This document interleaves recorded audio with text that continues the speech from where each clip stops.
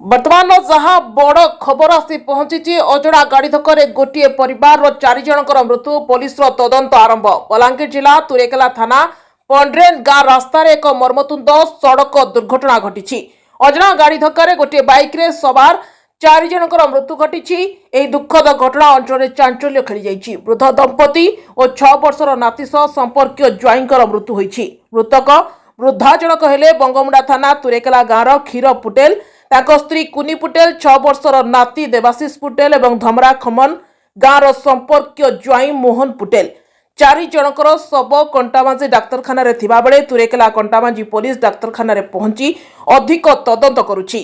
घटनार खबर मृतकों परिवार लोके जानिबा परे कंटामांजी डाक्तरखाना रे पहुंची। वर्तमान कंटामांजी डाक्तरखाना रे शोकाकूल परिवेश देखिबाकू मिलिछि। सूचना अनुसार गोटे बाइक रे 4 जन धमरा खमन गाँव तुरेकेला जाउथबा बेले दुर्घटना घटिथिला। एक विवाह उत्सव में जोगदे फेरुवा समय यह दुर्घटना घटिथिबा सूचना मिली। ब्यूरो रिपोर्ट मिर्चा न्यूज।